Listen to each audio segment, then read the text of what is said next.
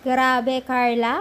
Iba pala sa off-cam. Naku po, magugulat kayo dito. So, bago natin ipagpatuloy ang ating pag-support today's video, kung bago ka pa lang sa aking channel, please subscribe po, like, and pakit na rin po natin guys ang notification bell upang ma-update po tayo tuwing ako po nag-upload sa mga viral and trending video.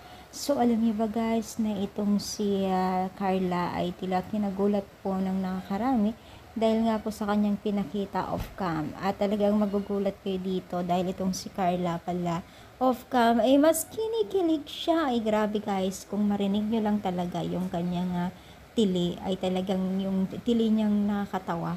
Ganun mga mima. Nakakatuwa naman itong si Carla, kasi pinapanood nila yung video nila sa mga episode po nila at talagang kinikilig po siya.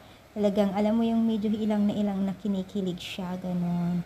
So, syempre, maraming natutuwa na naman na netizens dahil sa kanilang pinapakitang ganon, no? Talaga naman pong maraming nahuhumaling kay Carla at Jomar at talagang mapapasa na all ka talaga sa kanila dahil syempre patuloy pa rin po silang nagbibigay ng kanilang kilig moment na kahit minsan nakakatikim sila ng mga masasakit na salita from basher. Pero syempre, ganun talaga ang buhay.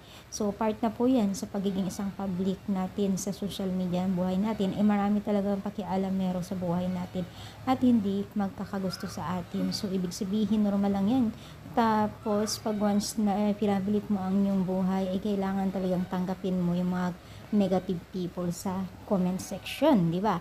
Pero syempre, kahit ganun pa rin, masaya pa rin sila nagbibigay ng mga kilig moment nilang dalawang love team. At yan ay patuloy ang kanilang love team pa rin. So, ano masasabi ninyo? I-comment down, palike po ang ating video. Thank you so much for power and God.